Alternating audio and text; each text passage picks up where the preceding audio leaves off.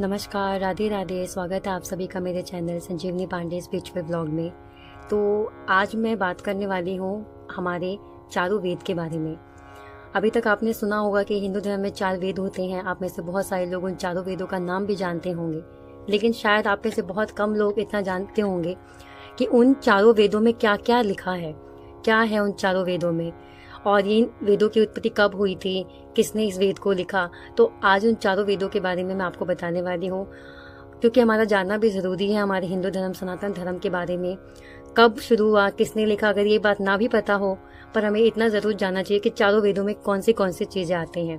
तो चलिए मैं आपको बताती हूँ। जैसा आप जानते हैं कि हमारा जो हिंदू धर्म है सबसे प्राचीन और पवित्र धर्म माना गया है, जिसमें से हमारे जो वेद हैं हमारे पवित्र ग्रंथों में से एक है। ठीक है, तो सबसे पहला सवाल है कि वेद क्या है। वेद शब्द जो है संस्कृत के विद धातु से बना है, जिसका अर्थ होता है जानना या ज्ञान प्राप्त करना। वेद दुनिया के सबसे प्राचीन धार्मिक ग्रंथों में गिने जाते हैं। वेद को ऋषि मुनियों ने सुना है और याद रखा है। अब हम जानते हैं इन चारों वेदों के बारे में। सबसे पहला जो वेद है वो है ऋग्वेद। ऋग्वेद को सबसे पुराना वेद माना जाता है। इसमें लगभग 10 मंडल और 1028 सूक्त हैं और 10,000 से भी अधिक मंत्र हैं।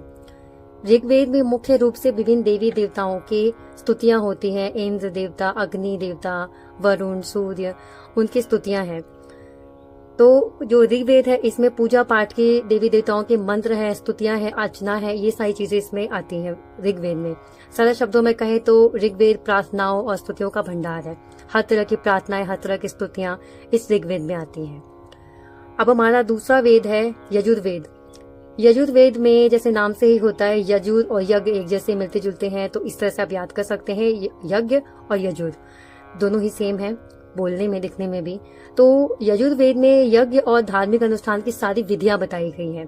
जिस तरह से ऋग्वेद में मंत्र बताए गए हैं, स्तुतियां बताई गई हैं, सबसे पहले हमारे पास मंत्र होना चाहिए पूजा पाठ करने के लिए। जैसे आपको मंत्र तो पता है, लेकिन अब आपको यही नहीं पता कि इसका इस्तेमाल किस तरह से करना है। तो आप ऐसे समझिए, ऋग्वेद में मंत्र बताए गए हैं, स्तुतियां बताई गई हैं, प्रार्थनाएं बताई गई हैं, और यजुर्वेद में उनका इस्तेमाल करने का तरीका बताया गया है। वो अनुष्ठान की विधियां बताई गई है। सिंपल शब्द में मैं आपको समझा रही हूँ। उनको इस्तेमाल करने का, उनको कैसे प्रयोग मिलाना है, ये बताया गया है। तो ऋग्वेद में मंत्र है, तो यजुर्वेद में बताता है कि उन मंत्रों का कैसे सही से प्रयोग करना है। इस तरह से आप याद रखिएगा। यज्ञ करने के नियम क्या है, पूजा पाठ की प्रक्रिया क्या है, धार्मिक कर्मकांड कैसे किए जाते हैं। जैसे कि आप देखते होंगे सोमवार व्रत कथा, शुक्रवार व्रत कथा, तो ये सब भी हमारे यजुर्वेद से ही लिए गए हैं। ये सारी कथा स्तुतियां, तो उनमें नियम लिखे गए होते हैं कि इसमें शुक्रवार के व्रत में ये करो, सोमवार के व्रत में ये करो। तो सारे नियम कानून जो पूजा पाठ के हैं वो सब के सब यजुर्वेद में लिखे गए हैं। सारे हवन पूजा पाठ के विधि विधान लिखे गए हैं। तो इस तरह से आप याद रखिए, मंत्र, प्रार्थना, स्तुतियां, ये सब कुछ लिखा गया है आपका ऋग्वेद में, और इनको प्रयोग कैसे करना है ये लिखा गया है यजुर्वेद में। अब हम बात करते हैं सामवेद की। इस वेद के बारे में आप में से बहुत से लोग जानते भी होंगे। ये कुछ सब लोग जानते हैं सामवेद के बारे में कि नृत्य संगीत इस वेद में आता है, तो बात सही है।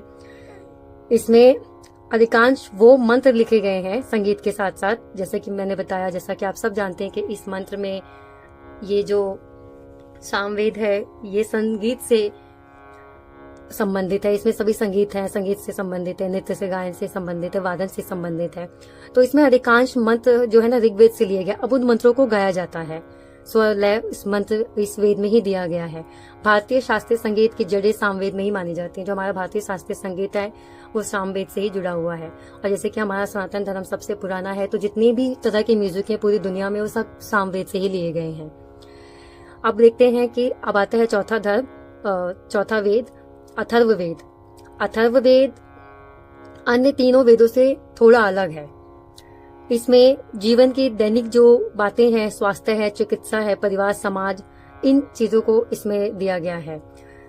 अथर्ववेद में जो हमारे प्रैक्टिकल लाइफ के से रिलेटेड, अगर मैं आपको सिंपल लैंग्वेज में बताऊं, तो जो हमारी प्रैक्टिकल लाइफ से रिलेटेड जो भी बातें हैं, हमारी हेल्थ है और समाज है, समाज के जो नियम है, जो भी जिस तरह से बने हैं, वो अथर्ववेद में लिखे गए हैं।